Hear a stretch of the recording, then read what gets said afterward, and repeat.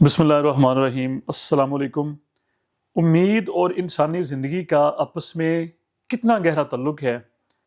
اس بات کو اگر ہم نے دیکھنا ہو تو ذرا ہم اگر اپنی زندگی کا ہی تجربہ باہر نکال لیں، ذرا تھوڑا سا غور کر لیں کہ جب ہمارے سامنے کوئی گول ہوتا ہے، ہم کسی پروجیکٹ کے اوپر کام کر رہے ہوتے ہیں، ہمیں کسی کام کے ہونے کی آس لگی ہوتی ہے، ہم اس کے لیے تگ و دو کر رہے ہوتے ہیں، ہم بھاگ دوڑ کر رہے ہوتے ہیں کہ میرا یہ کام ہو جائے، میرا یہ ایک جو ڈریم ہے، میرا خواب پورا ہو جائے، مجھے فلاں چیز مل جائے، وہ کچھ بھی ہو سکتا ہے۔ تو وہ ہماری جو تازگی ہوتی ہے ان دنوں میں، ہماری جو انرجی ہوتی ہے، ہم جس طرح سے انرجیٹک ہوتے ہیں، یعنی کہ جس توانائی سے ہم اپنا بھاگ دوڑ کر رہے ہوتے ہیں، ہمارے اندر ایک آس جو جاگی ہوتی ہے، اس کی وجہ سے ہماری جو باڈی لینگویج جو ہوتی ہے وہ ذرا اس کو نوٹ اگر ہم کریں کہ کیسے ہم خوشبوئیں بکھیر رہے ہوتے ہیں، کیسے ہم ڈریسنگ بھی اچھی کر رہے ہوتے ہیں، کیسے ہم تیار بھی ہو رہے ہوتے ہیں، کیسے جناب ہمیں ایک آس نظر آ رہی کہ یہ فلاں چیز جو ہے وہ پروجیکٹ میرا مکمل ہونے والا ہے، وہ اس کے اوپر میں کام کر رہا ہوں۔ اگر اس کے برعکس دیکھیں کہ جب ہمیں کوئی آس ہی نہ ہو، ہم کچھ کر ہی نہ رہے ہوں، ہمارے سامنے کوئی خواب ہی نہ ہو، کسی کام کو ہم نے شروع ہی نہ کیا ہو، کوئی ہم تگ و دو ہی نہ کر رہے ہو، ہمارے سامنے کوئی آبجیکٹیو ہی نہ ہو کہ میرا یہ فلاں کام ہونا ہے، یا میری ایجوکیشن مکمل ہونی ہے، مجھے کوئی جاب ملنی ہے، مجھے یہ فلاں چیز ملنی ہے، کچھ بھی ہم نہ کریں، جب ہوپ لیس ہو جائیں، ہم امید کا یعنی کہ کوئی پروجیکٹ ہی ہم چھوڑ دیں، کوئی گول ہی ہمارے پاس نہ ہو، تو پھر ہماری وہ جو کنڈیشن ہماری ہوتی ہے تو فرق واضح ہو جاتا ہے۔ پھر ہم یہ واضح طور پہ ہم یہ کہہ سکتے ہیں کہ ہماری زندگی کا، بلکہ ہماری روح کا جو ایندھن ہے، ہماری جس طرح سے گاڑی پیٹرول کے بغیر نہیں چلتی، اگر ہمارے پاس جتنی مرضی قیمتی گاڑی ہو، اس کے اندر پیٹرول نہیں ہے، آگے چاہے 10 گز کے فاصلے پہ پیٹرول پمپ ہو، وہ تو نہیں جائے گی۔ ہماری زندگی کا جو ایندھن ہے، یہی ریسرچ ہے، یقین کر لیجئے کہ وہ امید ہے، وہ ہوپ ہے۔ اگر ہم با امید ہیں، ہمارے اندر امید ہے، تو پھر انرجی ہے ہمارے اندر، پھر وہ جناب ہم چنگاڑ سکتے ہیں، ہم اچھل کود سکتے ہیں، ہمارے اندر حوصلہ بھی آ جاتا ہے، ہمارے اندر اعتماد بھی ہوتا ہے، ہماری باڈی لینگویج کچھ اور کہہ رہی ہوتی ہے۔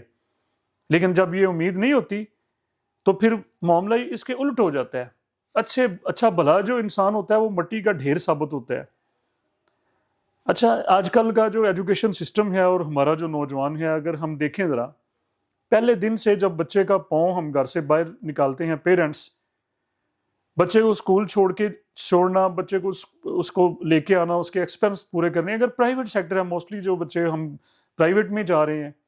کتنے پرسنٹ ہیں جو گورنمنٹ سیکٹر میں جا رہے ہیں، یا ان کی اعلیٰ ایجوکیشن جو ہے وہ گورنمنٹ سیکٹر میں ہے، اس کے ایکسپینس نوٹ کرتے چلے جائیں۔ اور یہ سفر جو ہوتا ہے، یہ کوئی 17 18 20 سال کے اوپر محیط ہوتا ہے،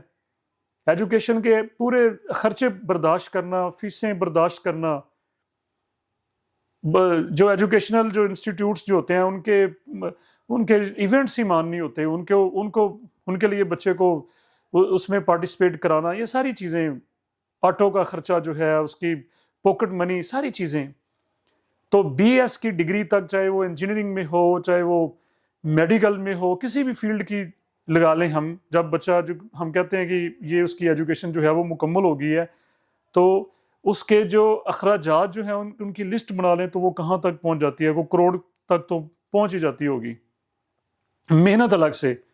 پیرنٹس بوڑھے ہو جاتے ہیں، حقیقی بات ہے، وہ بوڑھے ہو جاتے ہیں، انہوں نے اپنی جو آسیں ہوتی ہیں، یا کہہ لیجیے کہ ان کی جو خواہشات ہوتی ہیں، انہوں نے گلا واقعی گھونٹا ہوتا ہے، ان کو گلا کاٹ کے اپنی خواہشوں کا، اپنی ضروریات کا، بہت ساری چیزیں وہ اگنور کر دیتے، نہیں جی میں بعد میں کر لوں گا، بچے کی فیس کا ووچر بھرنا ہے، بچے کی فیس ادا کرنی ہے۔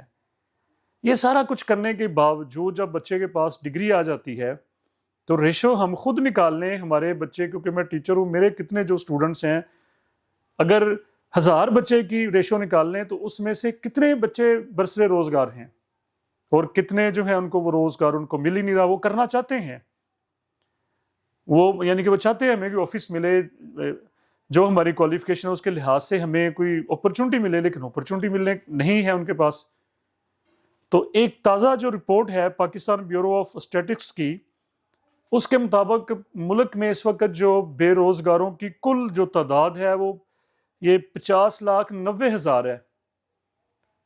50,90,000 بالکل نوجوان. لیکن میں یہ سمجھتا ہوں کہ اس سے شاید زیادہ ہوں گے. جس طرح سے دیکھیں یونیورسٹیز میں ہمارے بچے گریجویشن کی جو تعلیم جو ہے وہ مکمل کر رہے ہیں، اپنی ڈگریاں مکمل کر رہے ہیں، گریجویٹس ہو رہے ہیں، تو آگے جاب اپرچونٹیز تو اس لحاظ سے نہیں ہے. تو یہ بہرحال 50,90,000 ہے، یہ انہوں نے جو ایک فگر جو دیا ہے.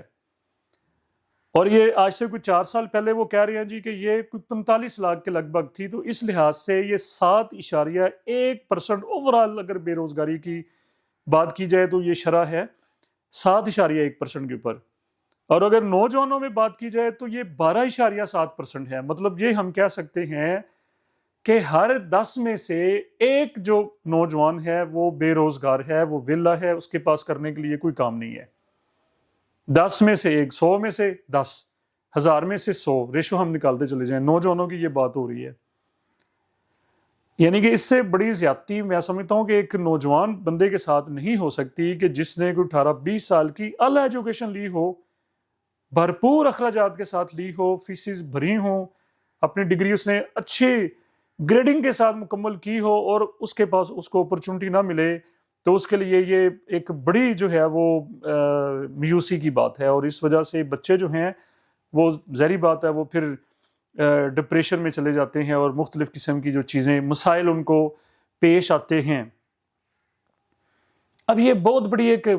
یہ مطلب سمجھ لیں کہ ایک بچہ، اس کا مطلب یہ ہے ایک فیملی، اس کے پیرنٹس، اس کی اہل و عیال جو ہیں جو اس کے اوپر ڈیپینڈ کر رہے ہوتے ہیں. تو ایک بچے کو روزگار دینے کا مطلب یہ ہے، یا ایک بچے کو ریسکیو کرنے کا مطلب یہ ہے کہ اس پوری فیملی کو ہم نے اگر 50 لاکھ ہیں اس کو اگر 5 کے ساتھ بھی یا 10 کے ساتھ ملٹیپلائی کریں تو سمجھ لیں گے کہ 4-5 کروڑ یہ ہماری آبادی کا حصہ جو ہے وہ متاثر ہو رہا ہے بے روزگاری کی وجہ سے. جو بچے پڑھے ہوئے ہیں ان کے پاس روزگار نہیں ہے. تو گورنمنٹ کا بھی یہ فرض ہے اور ہمارے ٹیچرز کا بھی یہ، ان کے اوپر یہ ذمہ داری عائد ہوتی ہے کہ بچوں کو راستے دکھائے جائیں، ان کو ان میں مایوسی نہ پھیلائی جائے، ان کو انکریج کیا جائے، ان کو روشنی کی کرن دکھائی جائے، ان کو اپرچونٹیز کی طرف ان کی توجہ دلائی جائے. بعض دفعہ ہوتا ہے کہ بچہ بیٹھا ہوتا ہے، اس کا ذہن ہی کام نہیں کر رہا ہوتا، حالانکہ اپرچونٹیز اس کے پاس ہوتی ہیں. وہ ایک پنجابی کی مثال ہے نا کہ ویلے نالوں مگار چنگی. ہمیں ویلے نہیں رہنا چاہیے، کچھ نہ کچھ تو ہاتھ لانا چاہیے. ہاں اس کے لیے ایک بہت اچھی اپرچونٹی یہ ہے کہ جب تک اگر فرض کر لیں کہ آپ کو اس طرح سے جاب نہیں مل رہی تو فری لانسنگ، یہ سوشل میڈیا کا جو پلیٹ فارم ہے آج کل اگر ہم دیکھیں تو ہماری شاپنگ جو ہے بڑی حد تک جو ہے وہ ہماری آن لائن کے اوپر جا رہی ہے. ہم بجائے اس کے کہ ٹائم نکال لیں، ذہن بنائیں، مارکیٹ میں جائیں، چیزیں پسند کریں، پورا پلازا گھومیں، پیکجز مال گھومیں، پھر جا کے ہمیں کوئی برانڈ، بستر میں جناب ہم چائے پی رہے ہوتے ہیں، گرم کمبل میں بیٹھے برانڈز ہمارے سامنے آ رہے ہوتے ہیں، ہم سلیکٹ کرتے ہیں وہ آن لائن کے ذریعے. یعنی کہ یہ نوجوانوں کا یہ فیلڈ ہے. اور جیسے یہ اے آئی کا دور ہے، آگے جو آنے والا ڈیجیٹل میڈیا کا دور ہے، تو فری لانسنگ کے اوپر میں بچوں کو کہتا ہوں کہ ایسے تمام بچے آپ اپنا ذہن بدلیں، آپ اپنا جو ہے وہ تھوڑا سا اس طرف آئیں، ضرور اس کے اوپر آئیں. یہ نہ سمجھیں کہ یہ مجھے زیب نہیں دیتا، یہ میں کیوں کروں.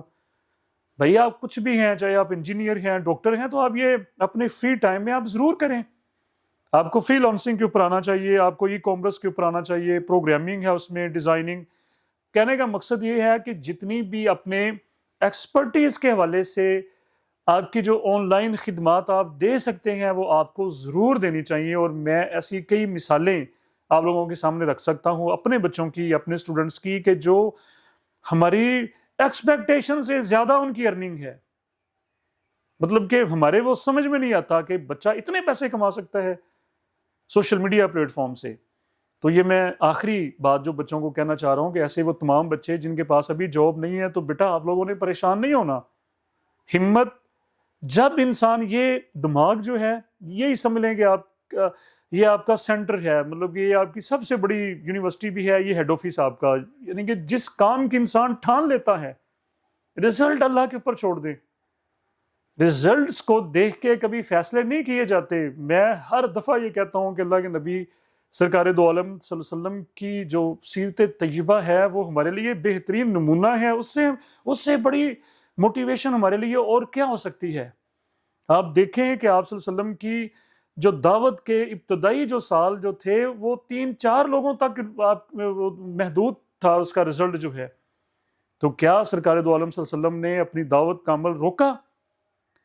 کیا وہ جو